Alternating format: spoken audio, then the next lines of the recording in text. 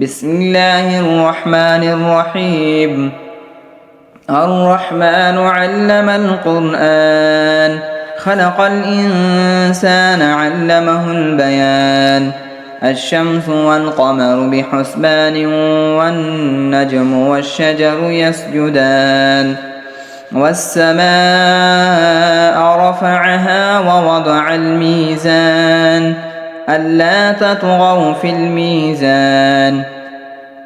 وأقيموا الوزن بالقسط ولا تخسروا الميزان. والأرض وضعها للأنام، فيها فاكهة والنخل ذات الأكمام، والحب ذو العصف والريحان. فبأي آلاء ربكما تكذبان؟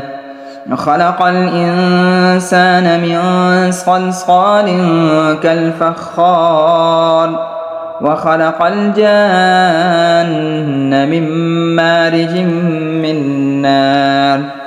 فبأي آلاء ربكما تكذبان؟ رب المشرقين ورب المغربين، فبأي آلاء ربكما تكذبان؟ مرج البحرين يلتقيان، بينهما برزخ لا يبغيان. فبأي آلاء ربكما تكذبان؟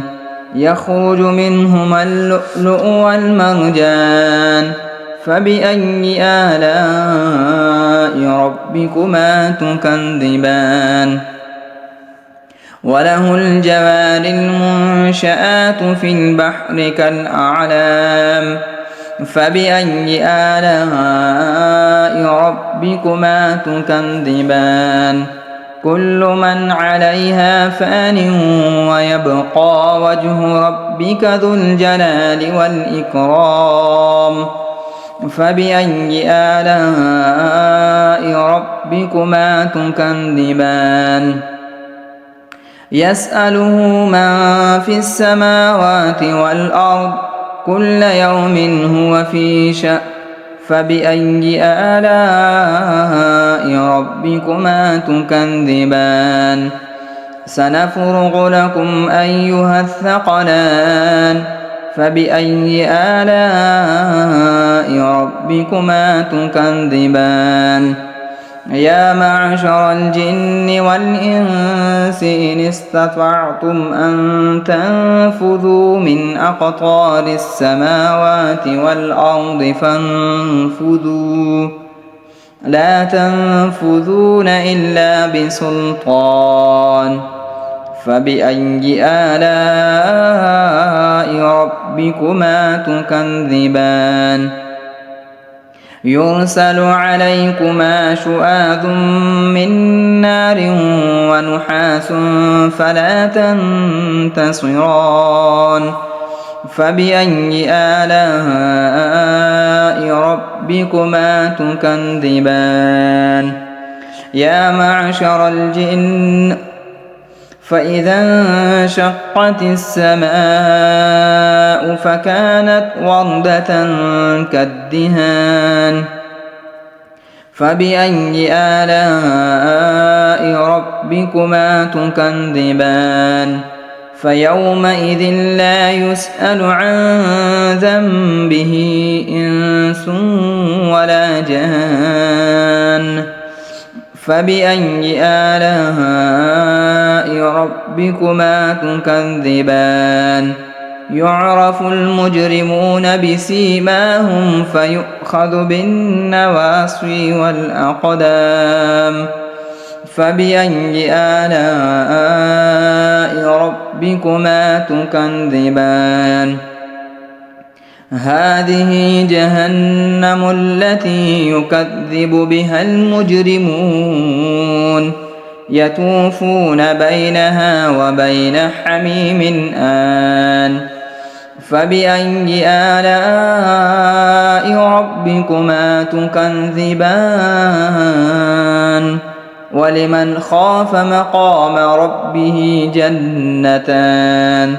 فبأي آلاء ربكما تكذبان ذواتا أفنان فبأي آلاء ربكما تكذبان فيهما عينان تجريان فبأي آلاء ربكما تكذبان فيهما من كل فاكهة زوجان فبأي آلاء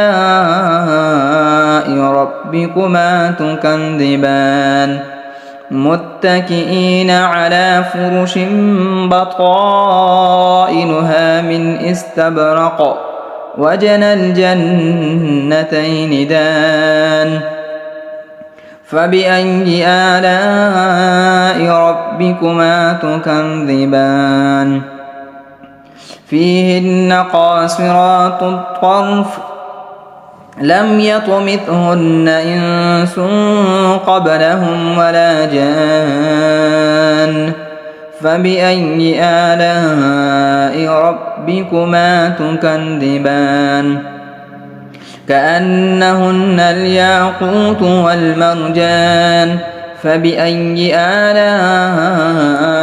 ربكما تكذبان هل جزاء الإحسان إلا الإحسان فبأي آلاء ربكما تكذبان ومن دونهما جنتان فبأي آلاء ربكما تكذبان مدهامتان فبأي آلاء ربكما تكذبان فيهما عينان نضاختان فبأي آلاء ربكما تكذبان فيهما فاكهة ونخل ورمان فبأي آلاء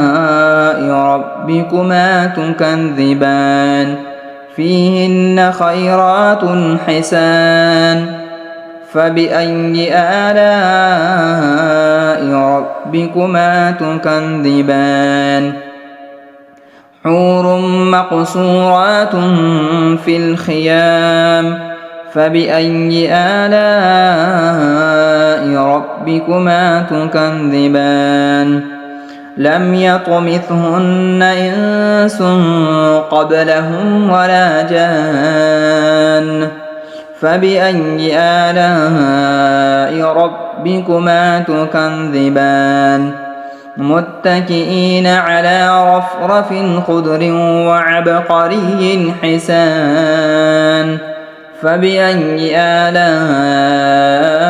ربكما تكذبان تبارك اسم ربك ذي الجلال والإكرام